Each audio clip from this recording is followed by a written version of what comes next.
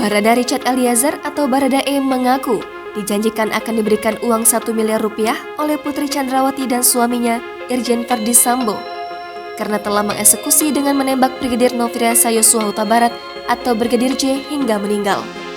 Uang akan diberikan Putri Chandrawati sebulan kemudian saat kasus tewasnya Brigadir J di rumah dinas Irjen Verdi Sambo di SP3 atau dihentikan penyidikan oleh polisi.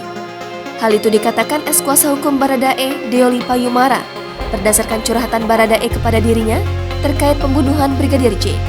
Menurut Deolipa, pemberi uang nantinya adalah Irjen Verdi Sambo dan Miss X, yang belakangan diketahui adalah Putri Chandrawati. Pemanggilan oleh Putri Chandrawati katanya dilakukan beberapa hari setelah penembakan atau pembunuhan terhadap Brigadir J dilakukan. Ini berarti ada dana 2 miliar rupiah yang dijanjikan Putri dan Sambo ke Baradae, Brigadir RR, dan Kuat, di mana ketiganya kini juga menjadi tersangka pembunuhan Brigadir J. Di mana pembagiannya, Baradae 1 miliar rupiah karena dia menembak langsung Brigadir J. Sementara Brigadir R dan Kuat yang membantu masing-masing mendapatkan 500 juta rupiah. Menurut Deolipa, Putri dan Sambo sangat yakin kasus penembakan Brigadir J akan SP3 atau dihentikan penyidikannya.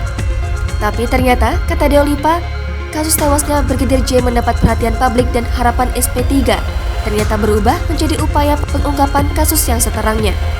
Hingga berujung membuat Kapolri membentuk tim khusus untuk mendalami dan mengungkapkan kasus ini.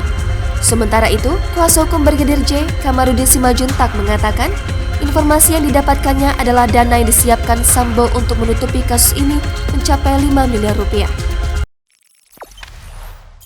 Jangan lupa subscribe, share, komen, dan like ya!